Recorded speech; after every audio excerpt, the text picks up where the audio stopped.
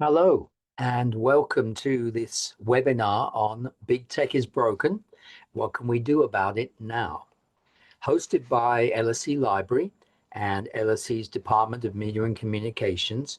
My name is Nick Couldry, and I'm Professor of Media Communications and Social Theory at LSE, and I'll be chairing this event.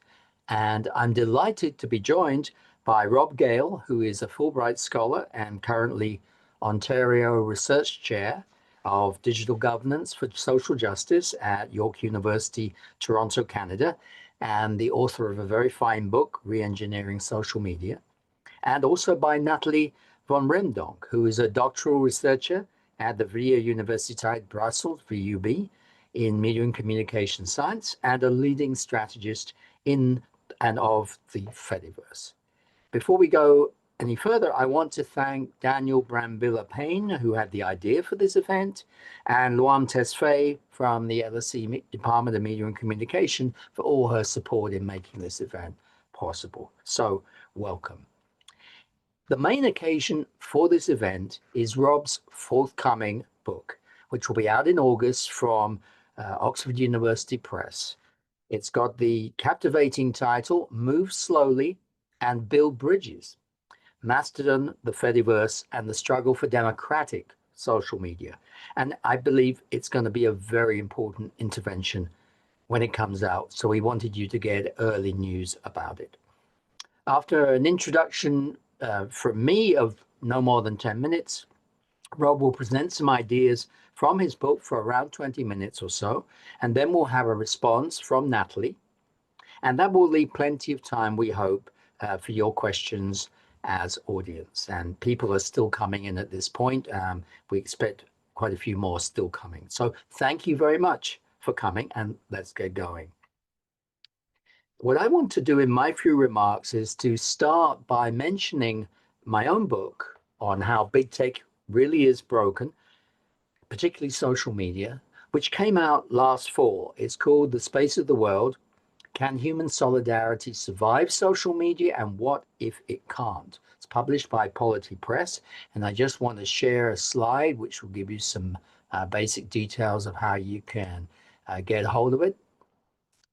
There we go. That should work.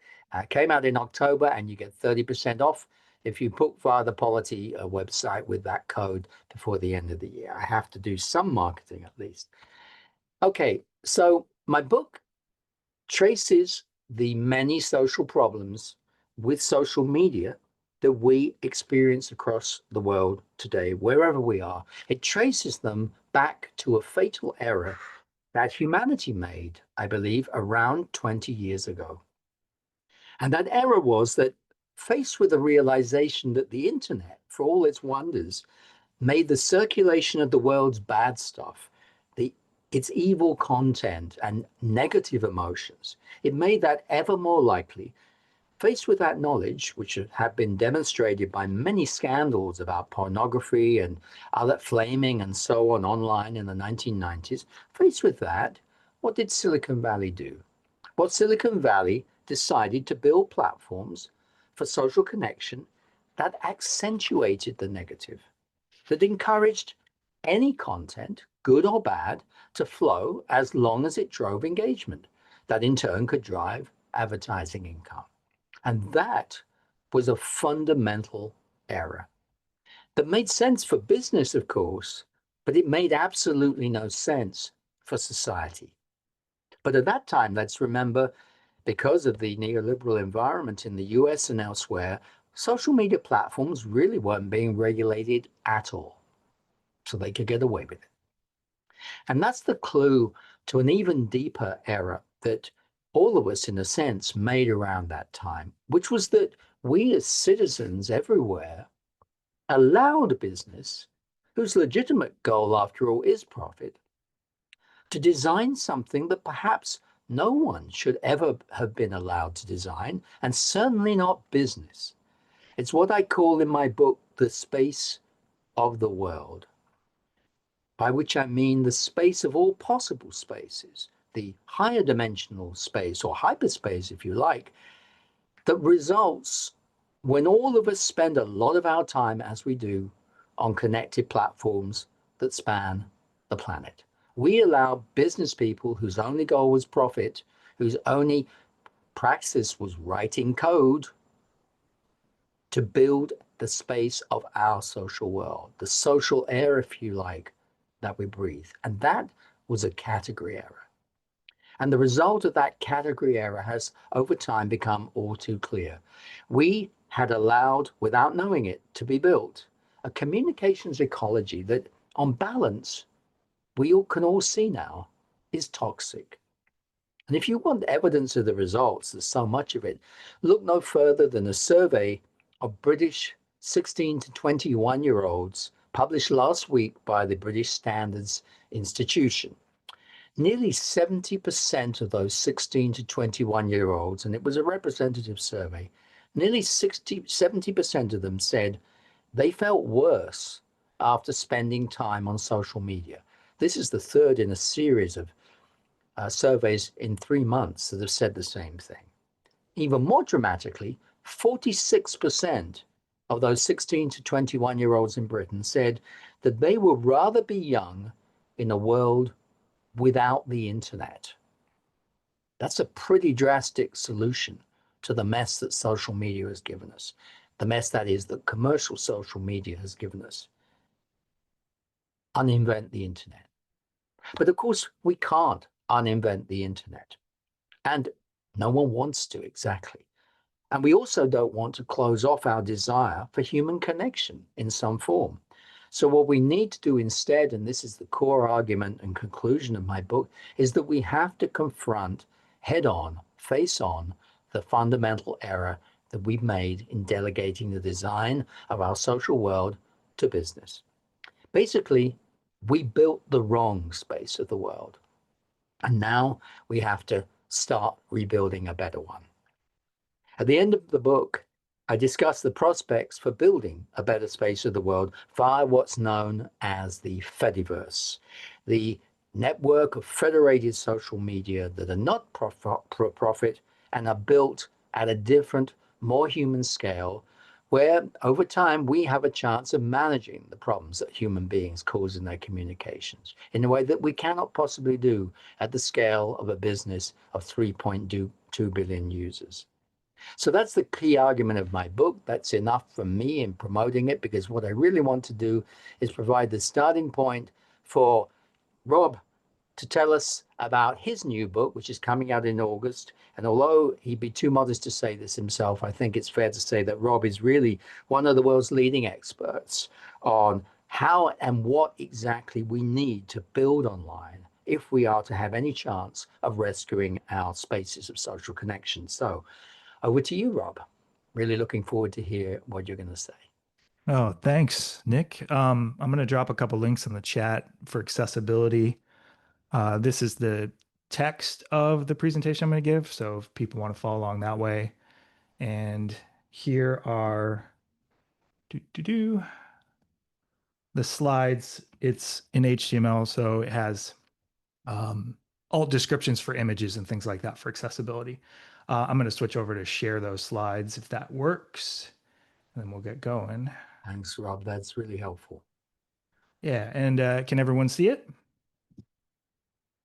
Brilliant. Okay. So yeah, first of all, thank you so much, Nick, for inviting me and all the folks who helped arrange this. Thanks to Natalie for joining us. I'm excited to hear from her. I'm joining you from Canada. I understand King Charles is heading here, so you in the UK, you get me in exchange for King Charles. I don't know if that's fair, but that's what we get. I'm not trying to be too cheeky with this title or too provocative, but when I saw Big Tech is Broken, I thought, well, actually, I think Big Tech is working just fine in some ways. It's accruing power and influence. And Nick offered a bit of a preview of his book or an overview of his book. I want to draw on some of the ideas from Nick's book to jump off and talk about my own book.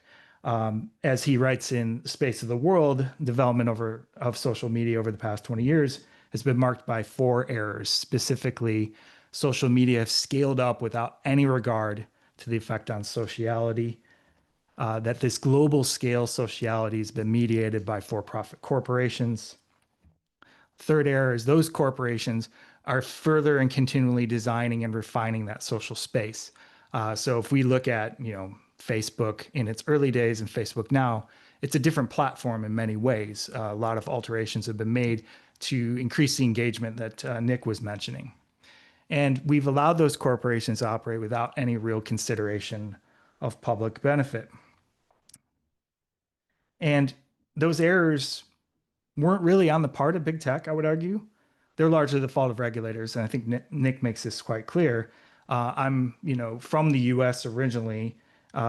The US has really been hands off in terms of regulating what we now call big tech or corporate social media. And so, in many ways, corporate social media is working precisely as it's intended to. It's massively profitable, it has an outside influence on nearly every sphere of technological, political, and civil life. And here's Exhibit A, big tech at the second inauguration of Donald Trump. That's not actually all that new, though. If we go back to the early 2000s and the so-called Web 2.0 era, that was heralded as a more participatory web. Everywhere where people were talking about, blogging and wikis and folksonomies. These sort of word clouds were such a popular item at that time. In 2006, Time magazine famously declared you to be the person of the year. If you saw the original version of this magazine cover, that YouTube screen there was actually a mirror. So you could hold up the Time magazine and see yourself as the person of the year. This was all presented as a democratization of the media, but what was happening in the 2000s is that for-profit companies, Google's and Facebook's, realized that they don't have to make media content. Users would generate content for you. That was the basic idea of Web 2.0, is that the user will build the business for you. The users create content, the users react to content, and over time, basically the users built social media through sociality. And while they did so, of course, as we know, their every move is tracked. Corporate social media relies on ordinary people to do the work of socializing, declaring interests, as it's often put now, creating content. For-profit social media have gained power by capturing sociality and the labor of everyday people. And the situation is now, I think, it's very fluid now, because there's a shift in thinking among big tech companies as they look at generative AI systems. Meta in particular is thinking about generative AI as a friend. Chatbots, though, are built very much the same way, built on analyzing people's interactions, using that to simulate sociality in social media in order to keep us more engaged and online. The exploitation of media, of the ordinary in the service of media power, has become the dominant media form of the world. That's what Nick is talking about in the space of the world. And again, this is exactly what was intended when big tech started this mission roughly 20 years ago. And that's why we need ways out. And we have many ways out, actually, out of big tech. Activists and academics have been mapping such ways out for many years now. Nick, for example, concludes his books with calls for alternatives. And this goes back to Nick's early books in the 2000s, like Media Rituals. In the space of the world ends in a similar fashion. Let's look at ways out. And that has been a major influence on my career. So since the early 2010s, I've considered myself aligned with people like Nick, people like Clemencia Rodriguez, Chris Adden, Alessandro Renzi, Gordon Gao, and other academics who have been critically exploring ways out, alternatives to big media power. What I've been doing is focusing since the early 2010s on what I call alternative social media. So that's media I define as built in response in some way to the concentration of media power found in corporate social media, or an alternative to big tech. The way I do this work is typically try to interview and talk to and participate with activists and developers who are developing these systems. And that work used to be lonely, but it's actually kind of an exciting time to do this work, because there's a whole host of folks who kind of identify as doing similar work.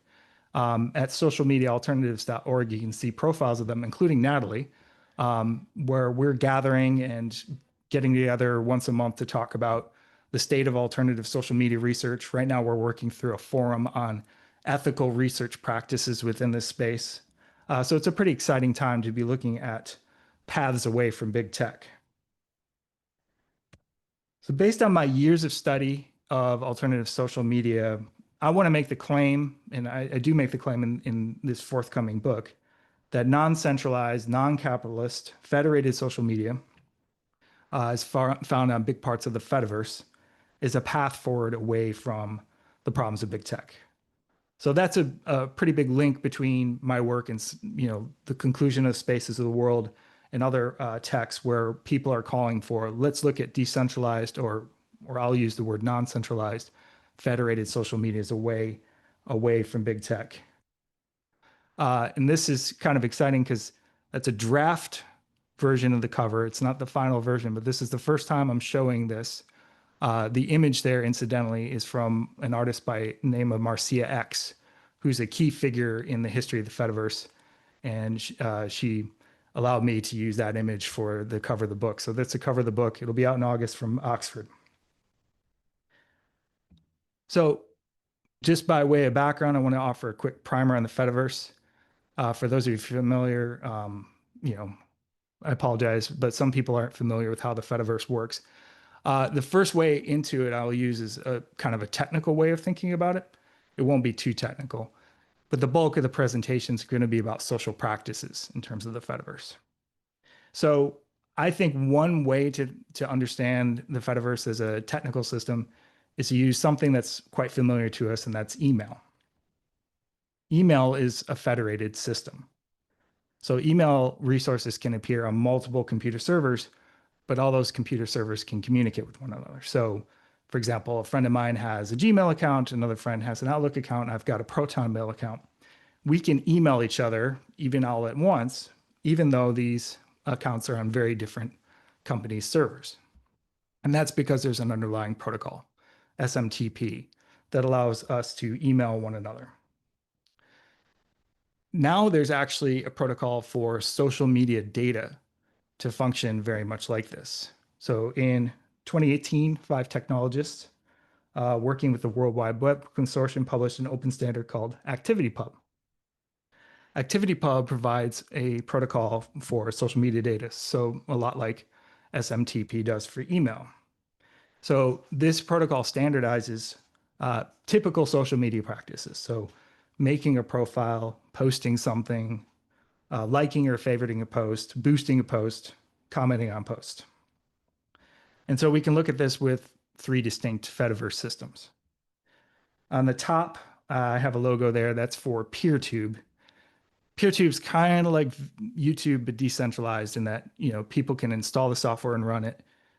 People can upload videos to PeerTube. People can comment on videos. The image to the lower left is the logo for PixelFed, which is kind of like Instagram. It's very image centric. People can post images, people can comment on them. The logo on the lower right is for Mastodon, which is probably the most popular Fediverse system. It's a microblogging system, so like Twitter or X. The way this works is somebody could post a video to a PeerTube server. That video could actually appear as a video within a PixelFed server. A person on that PixelFed server can comment on it. If I'm following both of those accounts, I could see it over on Mastodon. I could comment on the comment or post a video in response. So we have this connection, even though we've got rather different social media styles. All the data is standardized so that these servers can intercommunicate. And if you think about that for just a minute, it's a radical idea because you can't do that with corporate social media. You can't post to Facebook and expect somebody on X to comment on your post and see the comment, right? You can't even do that with Instagram, even though Instagram and Facebook are owned by the same company, Meta. So this is a pretty radical technical departure from centralized corporate social media as we've come to know it. And as a result, the Fediverse is, or the ActivityPub-based Fediverse, is a global network of heterogeneous social media servers. Last time I looked, the average size of each server is about 500 accounts or so. But the network itself is comprised of tens of thousands of servers around the world. Um, the it's hard to get exact figures, but anywhere between 8 and 14 million accounts are found on the Fediverse. So, okay, the Fediverse like email or is like email in a sense. I don't think that tells us too much as about the Fediverse as a critical response to big tech. Um, After all, if we think about the example of email, we know it's dominated by some big companies, right? Google, Microsoft, and so on. But there's more to the Fediverse than just technical structure. So here, what I want to do is talk about several problems of big tech and point to the ways in which the Fediverse is mitigating some of those problems. Specifically, I'll talk about four things the Fediverse, I would argue, is against. One is surveillance capitalism. Another is atomization or individualization. Another is repressive tolerance. And another is, surprisingly, growth. So surveillance capitalism, this is one of the most obvious problems about corporate social media. Shoshana Zuboff's book in 2019 it was pretty remarkable because it gave people the language to label this practice. But as Nick indicated, and as I've argued here, surveillance capitalism is an older practice than it didn't just appear in 2019. Having users build the business for you has been a practice on the web since at least the early 2000s. And the way surveillance capitalism works and has worked since that period is it has a complex infrastructure. So it's gathering increasingly granular data on users across multiple platforms and suspending connections between people. So if I go to Facebook and somebody else goes to Facebook and we want to connect, that connection is suspended until there can be an auction to sell off our attention to advertisers. So instead of connecting directly to my friend, connecting to Facebook, who's selling a chance at my attention to marketers and advertisers. And that system works quite well in a centralized system because that centralized system has the power to suspend that connection just long enough for those behavioral advertising auctions. I would argue that the vast majority of the Fediverse has been built as a direct repudiation of surveillance capitalism. And you can see this if you look at the code. You look at the code of various federated systems, you won't see the tools for surveillance capitalism built in. You don't get that granular data gathering. You certainly don't get the auctioning of attention. And even if folks wanted to bolt those tools onto federated systems, the system would either have to be more centralized than it is, or multiple instances, and I'll talk about instances in a little bit, multiple instances would have to participate in that system together.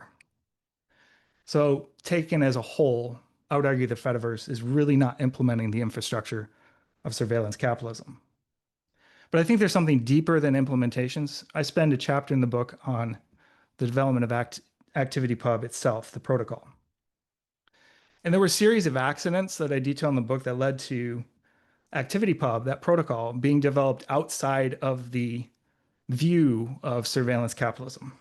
Basically, most technical protocols are developed with big tech companies participating. So because big tech companies want to have a say in standards, technical standards and protocols. In the case of ActivityPub, when they were developing it in the mid-2010s, they reached out to Facebook, they reached out to Twitter, they reached out to other companies. Would you like to participate in the development of this protocol? Those companies basically said no, they didn't want to participate. So what was left were a bunch of academics and activists developing a protocol together. And they started thinking about their imagined users. One of the tools that they used to develop it was this idea of a user story. It's basically an abstract version of what somebody does with a technology. And if you look at their user stories, and I did for the chapter, you'll see they don't really imagine users like marketers or advertisers. They're imagining users who want to socialize and communicate. I believe that if surveillance capitalist firms were involved in the process of making this protocol, there would at the very least be user stories about marketers and advertisers looking for granular data. But we don't get that in the development of this protocol. And as a result, much of the Fediverse uh, really repudiates surveillance capitalism. There's a socio-technical prohibition against the political economy of behavioral advertising. So Mastodon will advertise itself as a not-for-profit organization that's not for sale, that's making social media that's not for corporate interest, but for users' interest. Likewise, if you look at the organization of Fediverse instances and a lot of the infrastructure, most of them choose to use not-for-profit models, maybe informally or maybe more formal. And as I discuss in the book, there are practices of mutual aid and anarchist political economy and care economies on the Fediverse as well. But probably the most ringing endorsement of the fact that the Fediverse is against surveillance capitalism comes from advertisers and marketers. So if you go to Ad Age, particularly when Mastodon was getting a lot of hype in the news, Ad Age has these stories about, like, if you're a brand, if you're a marketer, you don't want to use Mastodon and the Fediverse. Mastodon and the Fediverse are not good for marketing and advertising. So that's a good endorsement of this as a non-surveillance capitalist system. The second problem, atomization. We could point to a variety of ways in which social media atomizes people into individuals. In the interest of time, I would point to terms of service agreements. So when you sign up for corporate social media, you got to scroll through, thousands of words of legalese, essentially agreeing that you are an individual relating to this corporation. You're on your own. If you have any issues with the corporation, you might agree to things like forced arbitration in particular jurisdictions. You might agree to not participate in class action lawsuits or other collective actions. I think Nick talks about this in similar ways in his chapter on political theories. So this is a hyper individualized structure. In my analysis of the Fediverse, I don't use the word user, I use the word member. I think there's something different happening in the Fediverse in terms of relations between people, and I think it is more group-centric or community-centric. And that's because of that instance issue.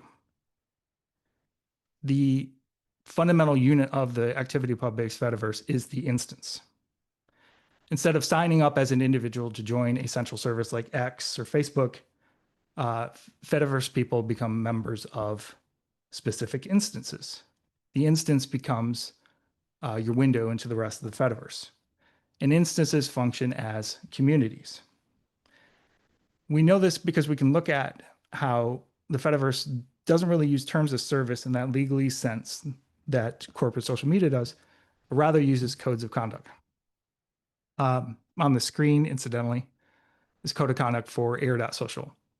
Air.social is run by the Association of Internet Researchers. I happen to be one of the admins. Nick was there at the founding when we were agreeing on trying to launch this. This is a Mastodon instance, and any member of the Association of Internet Researchers can join our Mastodon instance. We developed a code of conduct. That was collectively written by a bunch of moderators, and it's open to revision based on the feedback of members. And that's actually a really common practice on the Fediverse. Many Fediverse instances use codes of conduct rather than something like terms of service. I have a chapter in the book about this, and essentially what happened was there was tech activism in the 2010s, pushing back against meritocracy in the tech sector, and frankly, pushing back against misogynistic and transphobic harassment in the tech sector. And one of the solutions offered by activists like Coraline Ada Emke is tech conventions and tech projects need to adopt codes of conduct. At the same time, Mastodon's being developed. So Mastodon starts being developed in 2016. And so people said, hey, Mastodon should have a code of conduct. So the project to make the code adopted a code of conduct. And the instances that installed that code adopted a code of conduct. And now that is a very common practice on the Fediverse. The codes of conduct set community standards. So things like, no racism, no transphobia, no misogyny, no data scraping, no monetization of content, and so on. And there have been studies that show that many, many, many Fediverse instances share those same codes of conduct values. That said, there's no rule that says a Fediverse instance has to have a code of conduct. It's not baked in, it's a cultural practice. And in fact, there are many Fediverse instances that appear that say, we don't really have a code of conduct. We are, free speech absolutists. This is part of a long-standing valorization of absolute free speech, which in many ways is becoming a demand to be heard, no matter what you're saying. In its search for growth, I would argue corporate social media has largely adopted this line. Nick talked about this in the introduction.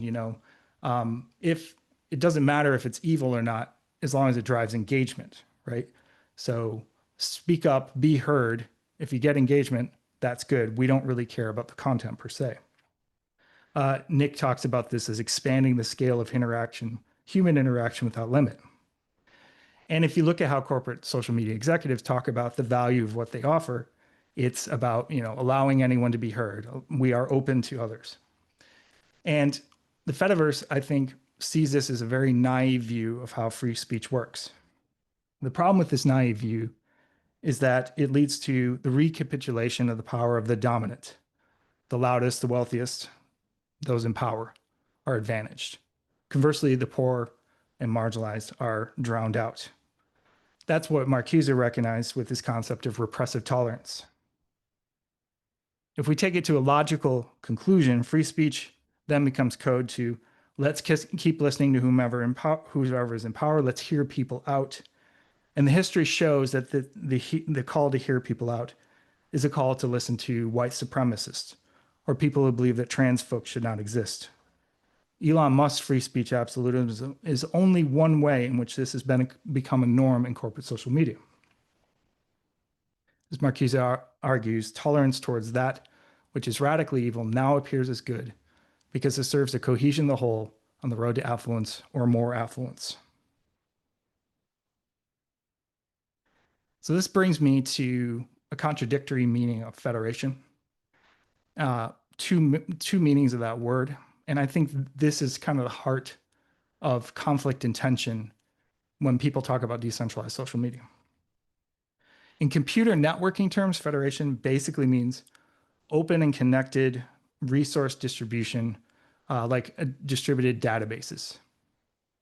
There's really no discussion about the ethical content of the data or information. We're just allocating resources across the network. A good federated network from this perspective should be transparent to the end user. So the end user relates to it and doesn't really have to worry about its internal operations at all. The network's components reliably and openly connect to one another. The network should be open to all. There's no real judgment about content. Information simply flows.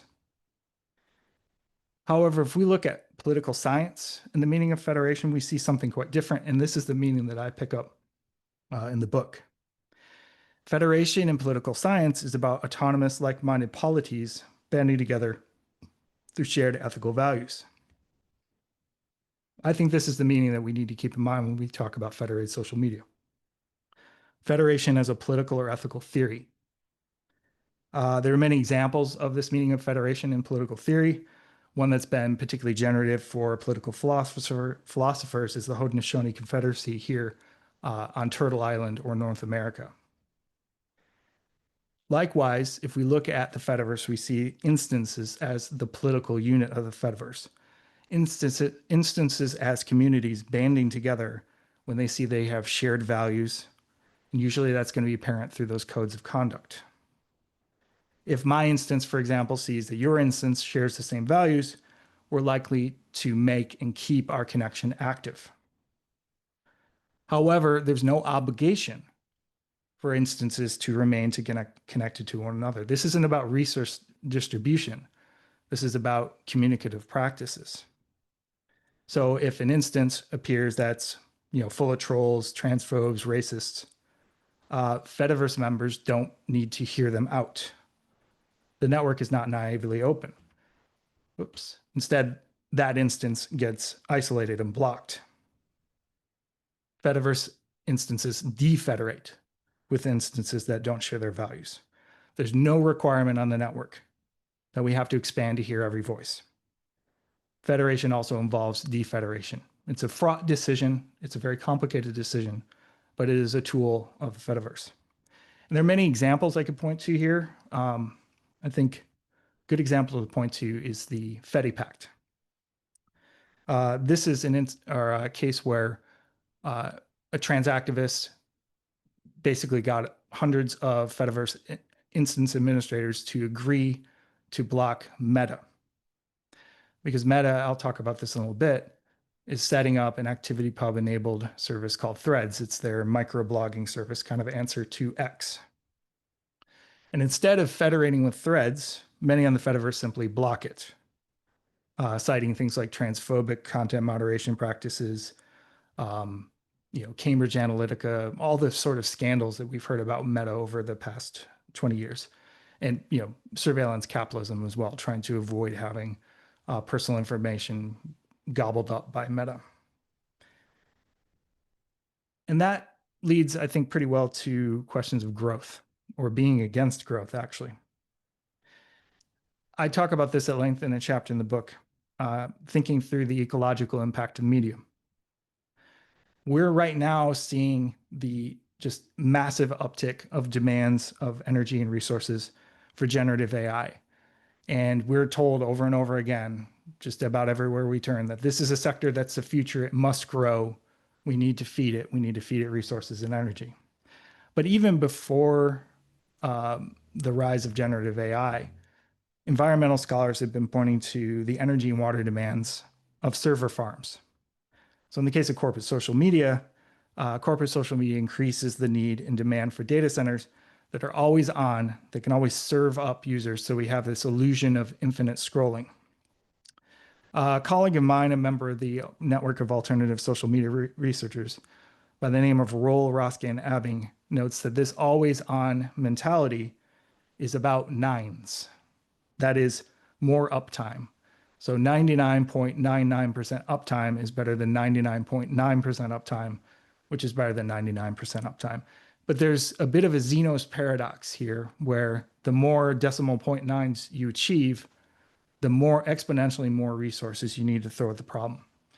And so even in the case of green data centers, you'll see rows of diesel-powered generators functioning as a backup in case the load becomes too high or energy source goes down. Because again, the desire is for uptime. The desire is to keep feeding the infinite scroll.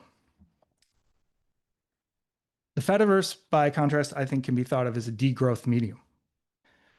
One way that's obvious, I think, is, again, the repudiation of surveillance capitalism. That alone reduces its energy demands. It doesn't need to power data gathering, consumer profiling, or the auctioning of attention. In addition, many Fediverse instances actually willfully remain small. They'll even close registration. So just today, I had a suspicion that this would be the case. I went to scholar.social, which is a Mastodon instance. And that's a pretty tightly moderated Mastodon instance. It was one of the first ones that I joined. And they've closed registration.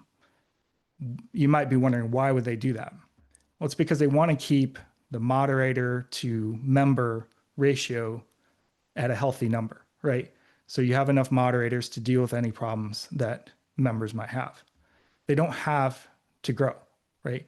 Contrast this with corporate social media, which always is seeking growth and wants more users. And all the financial reports from corporate social media are about growth in monthly active users, growth in accounts, and so on. In addition, there are experiments on the Fediverse to reduce power demands and even rely on things like solar power to run the infrastructure.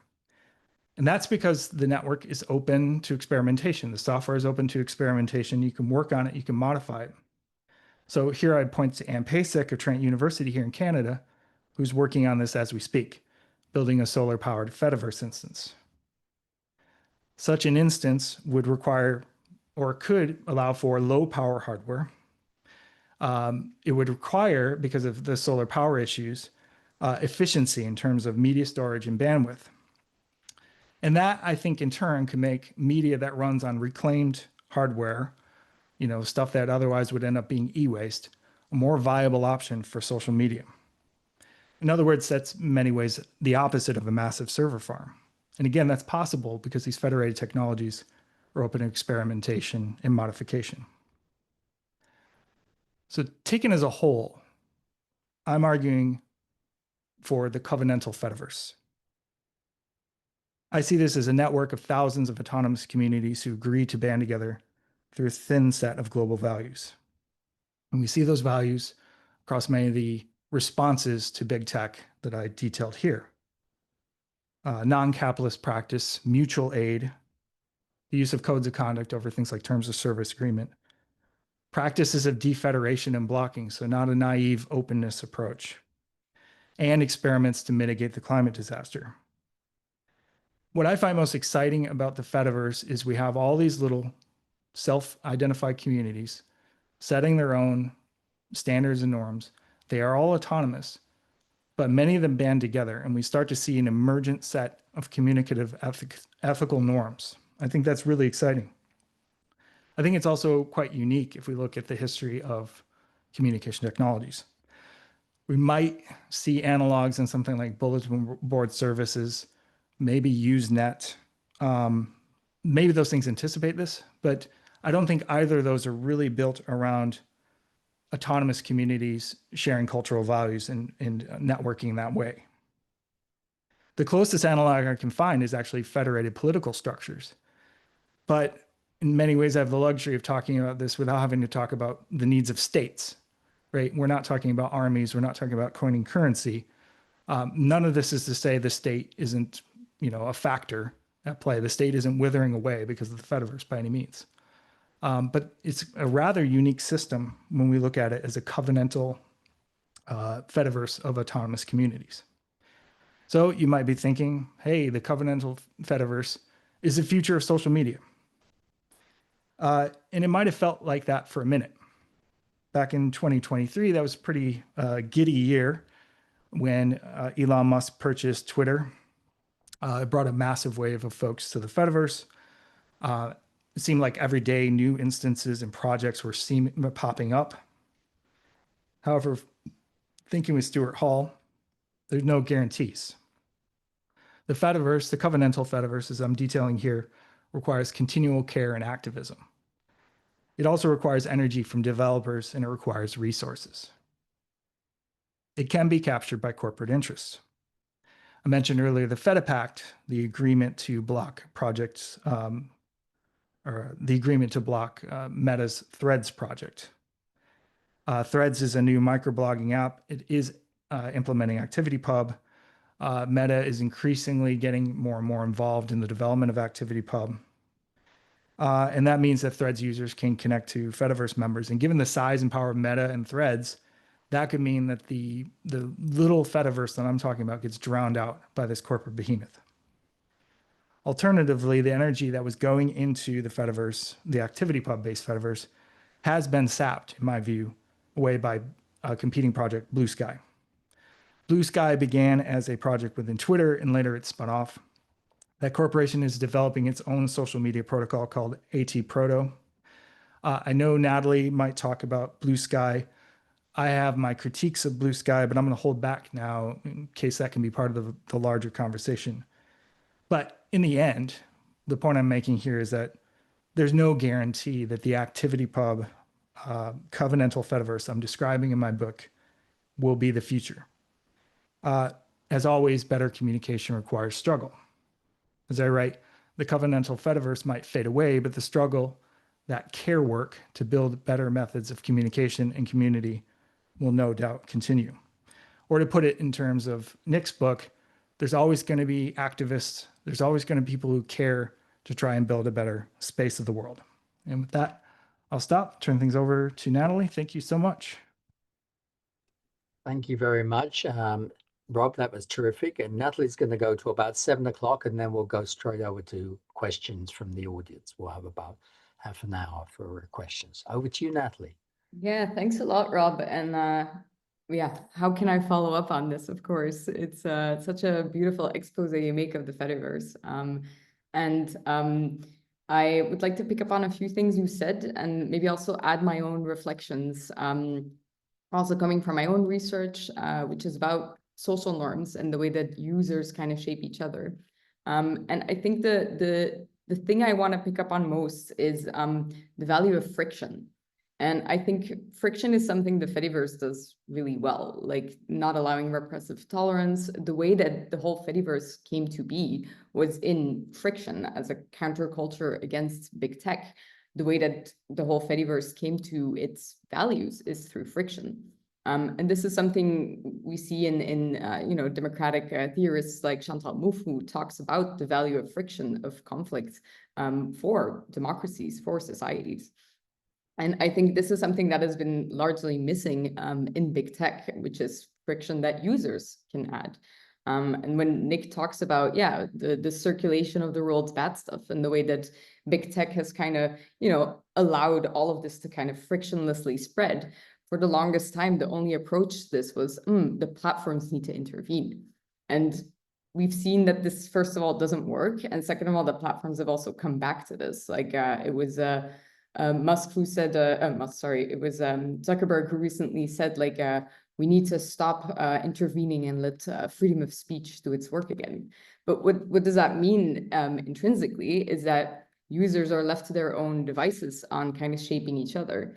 And so it all depends on what architecture do we have on those social media platforms to create friction ourselves. Now, I've looked at this in my thesis by looking at existing platforms. I won't divulge too much, but what I think is interesting about it is one finding, which is a very general finding from social psychology, is that people will always have a sort of like social identity from which they will try to impose norms, enforce norms, kind of debate each other on what are our values. And again, this is good, this is helpful. The question becomes when, first of all, such an outgroup gets created, that it leads to some unwanted consequences. One being if, and I saw this on research I did on climate change communities on Twitter, where the designs of the platforms made it that, people fighting for, solutions for the climate, they were hardly trying to have conversations among each other on what should those solutions be, because they were so burnt on having the discussions with the outgroup of climate deniers that most of the discussions were about, is the science correct? And that from the interviews I had with those climate change people on Twitter, was that there was even a sort of spiral of silence, a fear of if we speak out against how we should have solutions or question each other's methods or statistics or numbers, that this was going to be weaponized by the outgroup. And I'm not saying this is exactly the same on the Fediverse, but when there is this social dynamic of having an outgroup and an in-group, there is the potential for people not daring to actually speak out and landing in some sort of spiral of silence. And this is where I kind of come to the point where I think the Fediverse is such a great idea and like mechanism of getting to our values, but also why it has a hard time finding broad appeal. And that is because of the constant friction that may be happening on the Fediverse. And so it is something that I think is what makes it so difficult to have such a broad appeal coming in. And we can definitely have conversations about this, because this isn't, my experience has been very welcoming in the Fediverse, but my experience coming in the Fediverse as a Twitter migrant has also been like, there are a lot of hidden social norms here, and I have to discover them by bumping into the wall and being told, that's not how we do things around here. And so some people are much better at dealing with that and going, oh, I didn't know. I guess I won't be talking about Harry Potter here, or I didn't know. I guess I won't be sharing a link from Instagram here, because people really don't appreciate that here.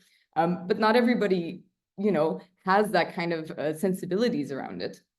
And I'm making comical examples, of course. A lot of the values that live on the Fediverse that have come about through that friction are admirable and should be adopted in all society.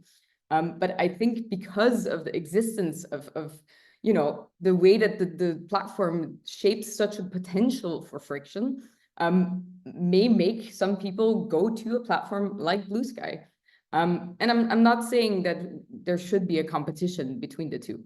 I actually personally think Blue Sky can be very complementary to the Fediverse. And as Rob also said, like the whole idea of the Fediverse is not about growth.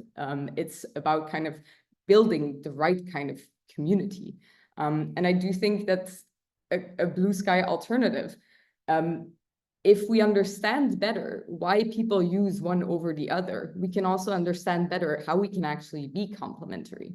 And the way I've currently understood Blue Sky, and I would love to do more research on this after I finally finish my thesis, the way I've understood Blue Sky is that it's really about having a sort of information consumption. And Blue Sky kind of plays into this by making this idea of coming from a very harm reduction perspective, that we need to create a frictionless experience, as frictionless as possible. And so that kind of idea where you have the middleware solution, right? You and your individual experience can decide what you don't want on this platform just for you. It attracts a lot of people. And I personally think it's problematic, of course. We need to always have discussions between each other. It's through friction that we come to what we as society determine are our values.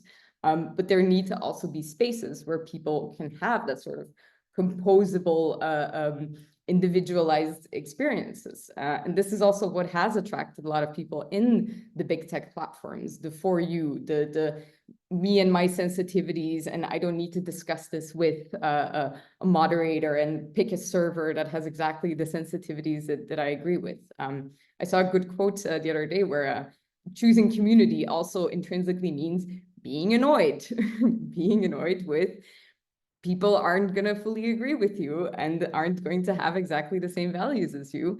But as long as you can kind of walk through the same door together, that's the most important. But yeah, so that's kind of where I want to, I think we really need to develop our thinking on what attracts people to the Fediverse and in what way can we allow people to stay on this platform. And on that note, I think what you're mentioning, Rob, the corporate capture of threads, is I think the biggest threats to the Fediverse, because it kind of brings this idea like, no, we need to compete with Blue Sky, and we can only do that by being a very open platform. And I'm not a developer, of course, I'm not part of those conversations, but I think this is the biggest threat to the Fediverse, because it's trying to be something that the network doesn't want to be. It's trying to push the community into like this openness, this like, you can just pick a different server if you want. And that's not the commodity of the Fediverse, from what I understood also from you, Rob, is community. Whereas the commodity of big tech and also a platform like Blue Sky is more virality, individualization, personalized consumption, with the possibility for exit. That's also a whole other conversation on whether Blue Sky allows exits. So yeah, I threw up a lot of balloons. I don't know if either of you want to continue or if there's maybe some questions from the audience. Thank you very much, Natalie. And I think we've got 4 or 5 questions already. So I think Rob will have a chance to respond to your comments in a moment. But let's go straight into them. And to make sure we cover all of them. I'm going to take 2 at a time, and then you can choose how you respond, Natalie and Rob.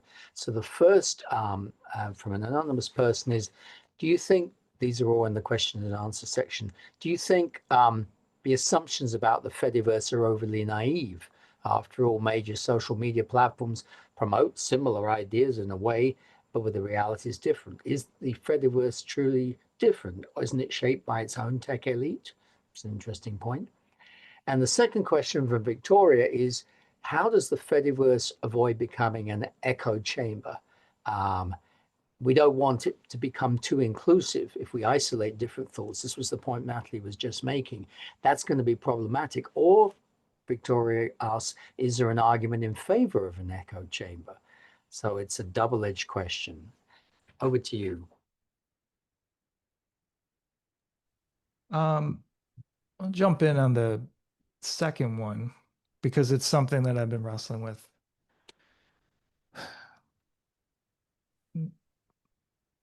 One of the issues that we have with the or this discourse about echo chambers is essentially I'm going to be pushed down, maybe algorithmically, maybe otherwise, a particular line of thought where everything comports with my ideas. So this could be radicalizing, this could be, something about fandom or what have you. And then we get political polarization. The idea is driven in part by the observation that a lot of algorithmically generated social media and search engines learn preferences and kind of feed those preferences back. And we might even see this accelerate with generative AI. That idea often gets taken up and ported over to look at the Fediverse and say, okay, if folks are joining instances where they are all kind of like-minded, they all have the same sort of values, are they engaged in an echo chamber? Possibly, right? But there is a large mitigation against that, and that is that those nodes of the network can network out with other people. And so it's possible to confront views that, challenge your own.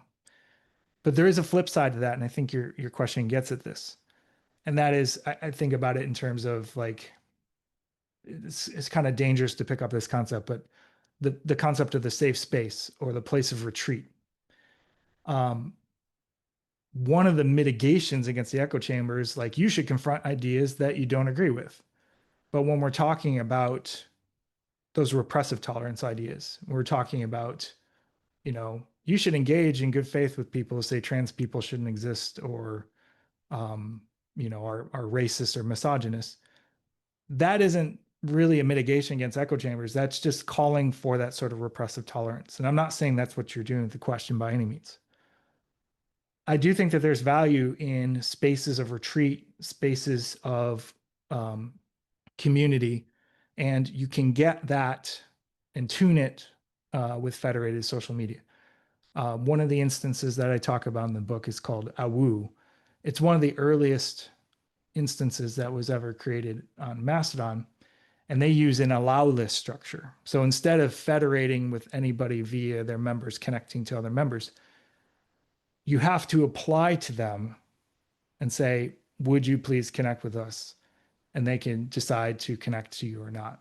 So it's a very different model. And the reason why they're doing it is because it's a marginalized community building this group or building this instance. So I don't want to make an argument that says, okay, you have to open up for the reasons that I think we're talking about today. So how do we find that balance between engagement with debate and moving out? And I think maybe that gets at that first question too, or maybe there's another question. I saw something about activists. Like if you're an activist and you're trying to get a message out broadly, you need like a mass broadcast medium. And maybe this is an argument for Blue Sky alongside the Fediverse. Also, if you're an activist, you need spaces where you can safely plan. You need spaces to get together and work through ideas. You kind of have to have both. I'm trying to think through the Fediverse as something that can satisfy both. But in order to do that, you have to find that balance between too much openness, which I think is toxic, and too much closing off, right? And that's what these different groups are negotiating. And again, what I find to be really fascinating is like those groups are negotiating those balances, but they're also still connecting out with people around the world. Thanks, Rob. Did you want to add anything, Natalie, to those first two? We've got another 5 questions to come. Yeah, I think maybe one thing I want to add about the whole concept of echo chambers, I think a useful way to reframe what is often meant by echo chambers, talking about hegemony, the idea that we're, in a space where there is a hegemonic norm. This is how it is, and anyone who thinks it's different is abnormal. And I think hegemonies often happen, but as I was talking about the whole conflict perspective, is that there's always going to be counter hegemonies. I think the most important thing is that you have a social space that allows a norm to move, but not too much. It always is about a balance. And either you call it a balance between openness and closing off, or you call it a balance between allowing dissent, but not too much. And there is no perfect answer to this. This is like the answer democracy has been grappling with forever, because you want some stability, but you don't want oppression. And so that's how we come to our laws as well. It's where we have captured our social, our values, our norms in a law that we say, okay, we're not going to keep discussing over this. If we want to change it, we're going to have to come through our democratic processes to change it. And I do think the Fediverse is going towards this. This is what Rob is talking about with the covenantal federalism.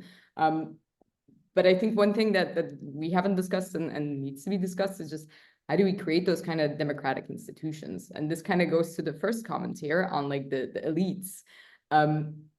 Yeah, it is true that like if you have the technical capabilities, you will have more power. It's also what Nathan Schneider talks about in the implicit feudalism. If you start it, you keep it, it's yours. And so there needs to be some sort of like conversation on how do we pass on the baton? How do we hold elections? How do we hold accountability? More questions, but something just to say, I think both me and Rob have been thinking about it. And I think there needs to be a lot more thinking about it with the developers as well. And just to add one point, in a way, what we've got happening here is we're actually starting to think about the issues of social design. Right. How you genuinely build a democratic but not centralized society, which democracy's main systems have not really solved.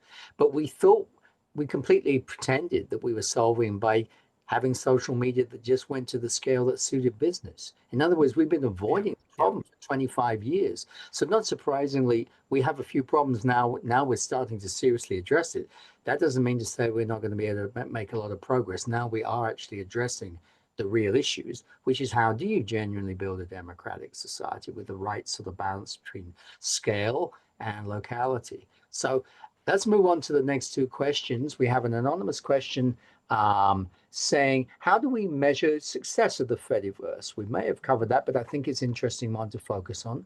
And then Trayton Littlejohn from Boston, welcome Trayton, a question about how would the Fediverse, how would you respond if there was a major shift? Sorry, how would big tech respond if there was a major shift towards the Fediverse?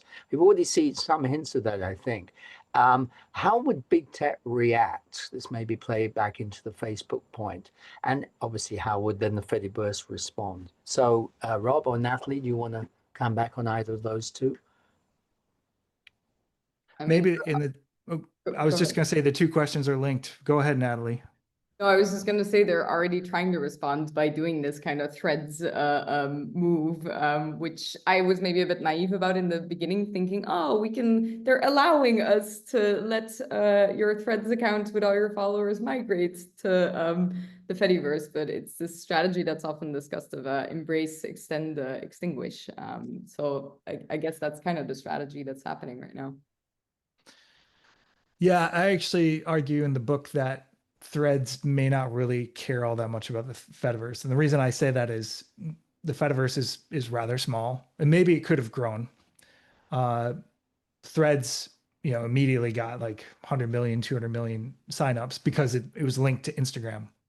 I argue that Threads is largely a response to European Union regulations about data portability. So Meta could bolt on ActivityPub to Threads and say, look, EU, we have some exit, we have data portability. And as soon as they adopt or started talking about adopting ActivityPub, they were allowed to operate in Europe and they were able to gain market share there. So it's kind of a growth imperative from that perspective. And yet, I think the question about, EEE, embrace, extend, extinguish, is still really important to think through. The mechanism by which I think Threads is incredibly dangerous for the Fediverse is that Threads, like many other systems, are about algorithmic shaping of timelines. Maybe going back to that echo chambers question. That's pretty poorly aligned with the Fediverse, which is largely gone for reverse chronological structure, where if something goes viral and virality is possible in the Fediverse, it's because people boosted it. They just, pushed it back up to the top. So there's no, there are efforts to build algorithms on the Fediverse, don't get me wrong, but predominantly it's reverse chronological. So if threads and Mastodon instances are fully linked up, posts that go viral on threads will kind of drown out, I would argue, posts on Mastodon, because people look at them and say, oh, they're getting boosted. And so eventually, even though Mastodon and other Fediverse instances don't adopt those algorithms, they'll be kind of shadow shaped by the algorithms on threads. So that's part of the logic, I think, of like simply just blocking threads outright. I mentioned that those two questions are linked, like the question of success and the question of like dealing with corporations kind of appearing. And I think success is like, this is kind of based on my study of alternative social media for 15 years. Like success is always like, do people care enough to push past and build something better?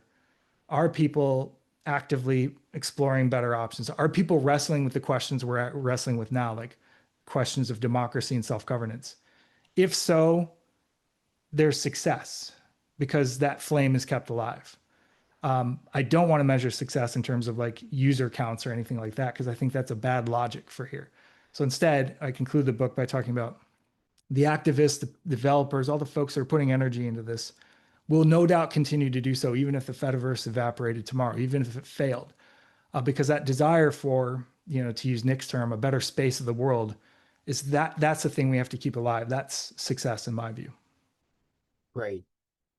We've got quite a few questions coming in now, and I really want to try and get to all of them. So I'm going to take three now at a time. We have Matilda Sanders from Utrecht University, who I met just 2 weeks ago, an expert on the Fediverse, who maybe you've already just answered that. What are the possibilities for AI development, use of some form of algorithmic recommendations in the Fediverse? Maybe there are other aspects that you didn't just cover.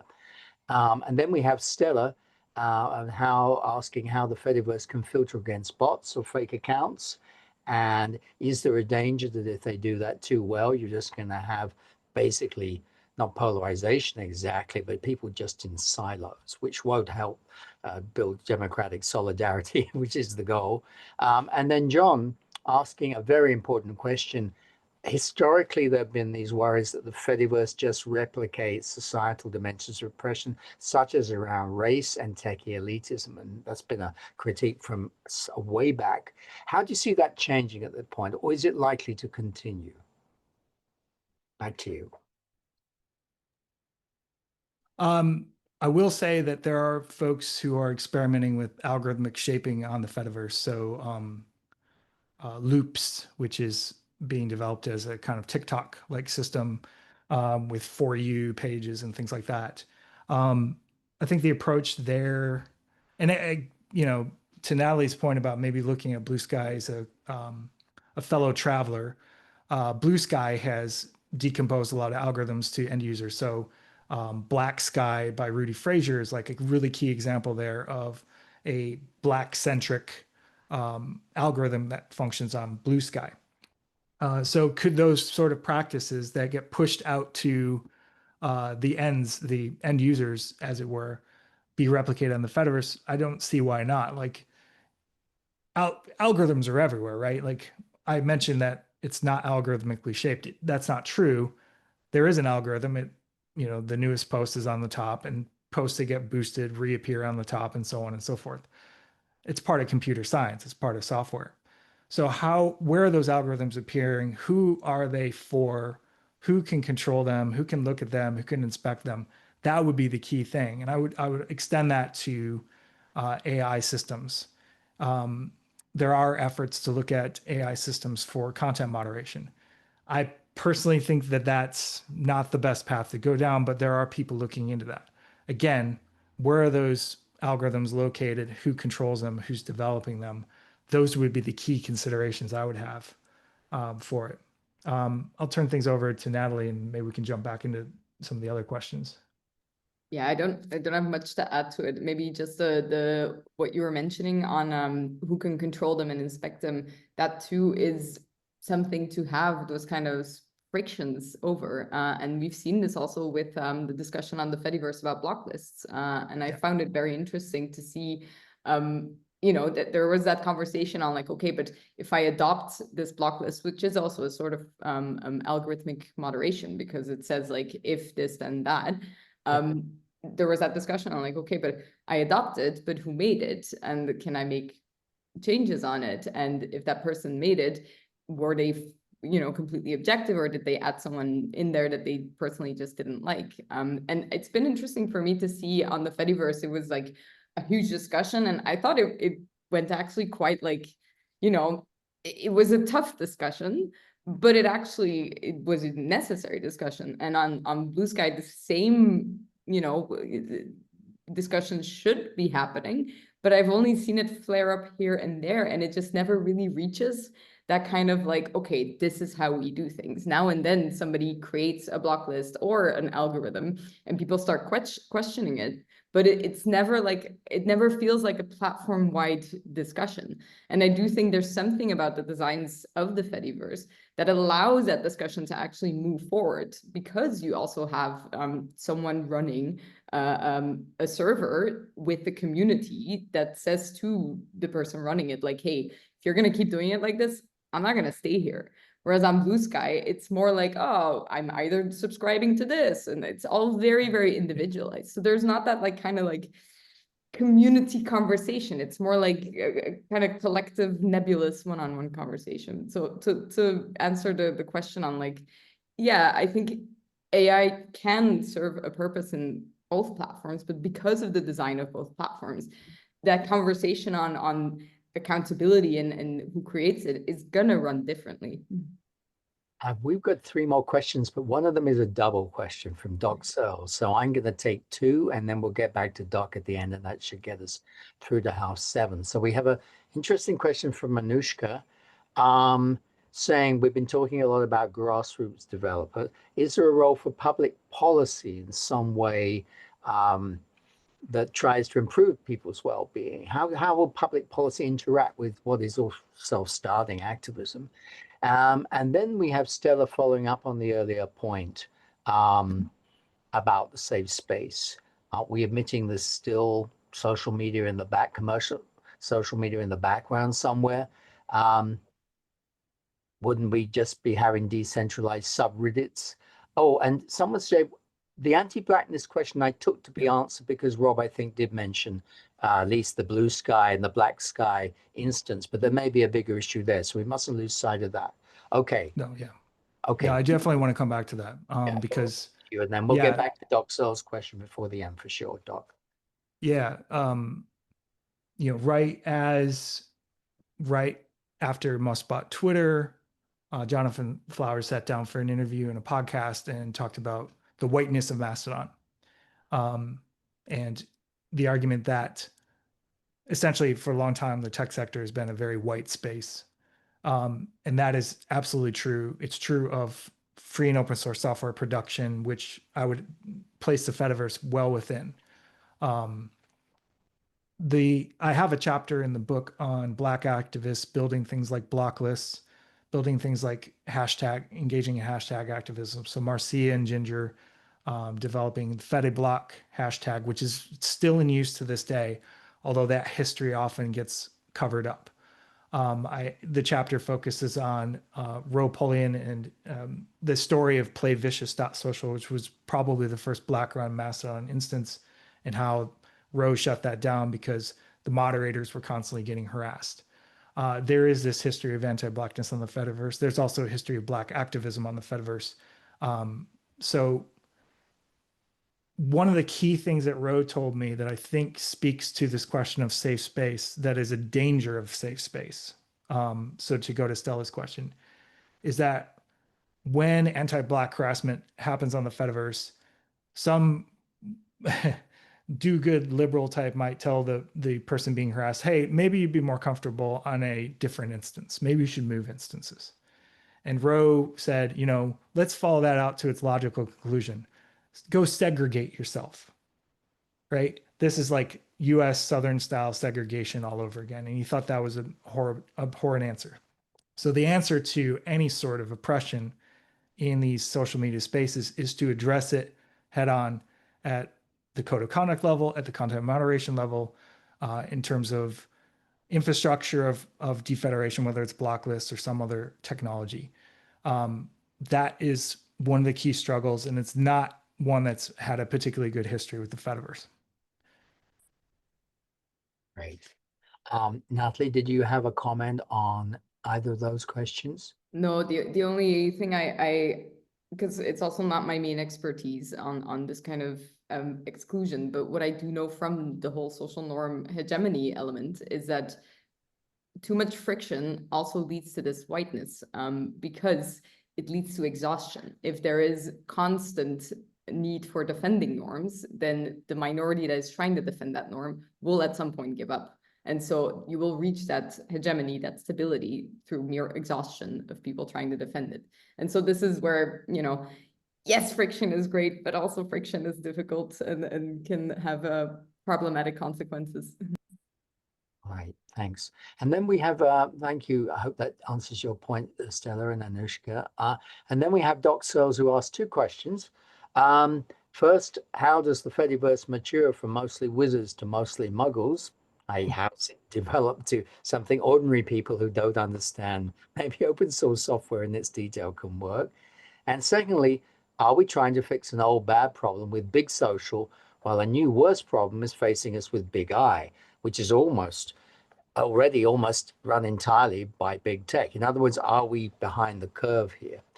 We've had a question on AI earlier on, but this is a sort of an even bigger question around AI. I think that we've got until 7:30. There were no other questions, so let's reflect on Doc's points and maybe any other things you want to bring up, Rob and Natalie.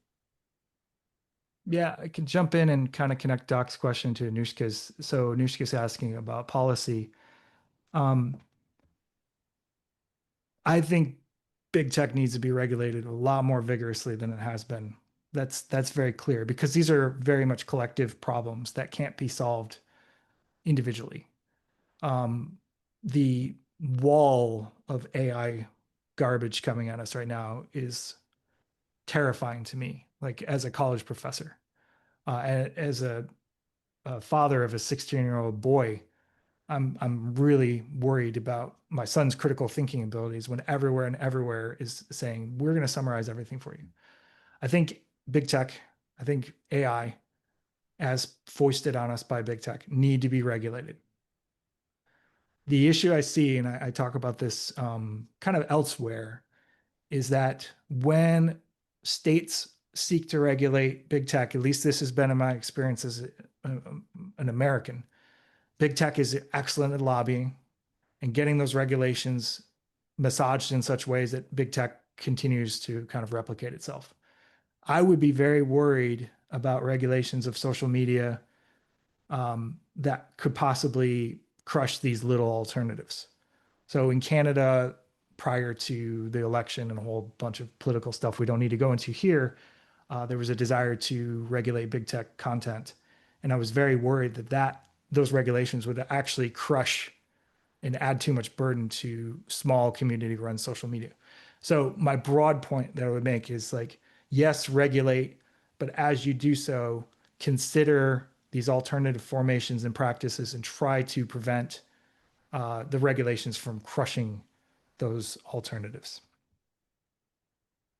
I actually think that creating a better big social can be a solution to the problems of big AI. And there's many problems with big AI. One of the ones I see is just like inauthentic behavior. I was working on misinformation a lot before, and the point that I was trying to make there always is, like, we should stop looking at this individual media literacy perspective and start focusing a lot more on collective responses. I don't know if this is real. Do you know if this is real?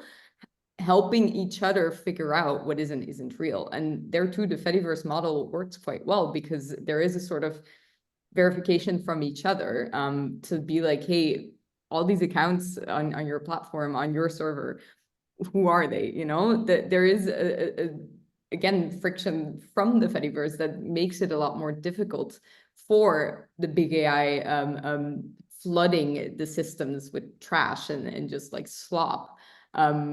that we actually can create social solutions against that.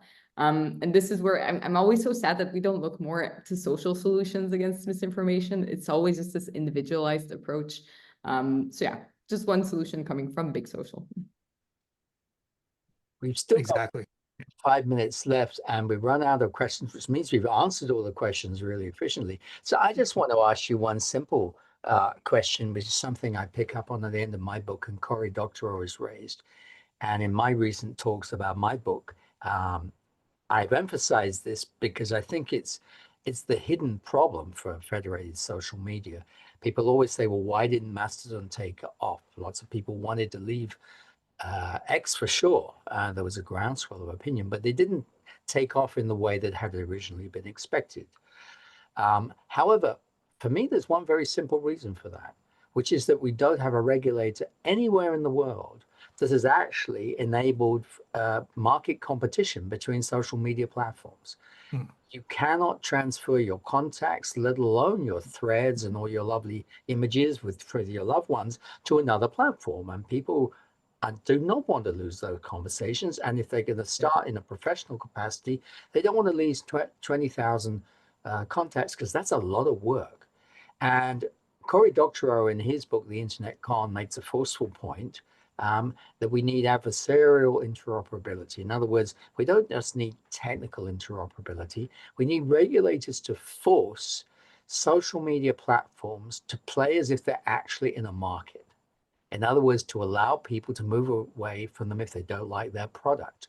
And to me, unless we get regulators to see this issue, it's always going to be really difficult, whatever the goodwill, to give federation platforms the chance to grow in the way that they had the momentum potentially to do so. What do you think about that? Well, one thing I would point to is that it's imperfect, but you can move from, for example, Mastodon instance to Mastodon instance. I've done it 3 times. Your movement is from, you take followers and followeds and then they port over. You don't move your content, which is a big criticism.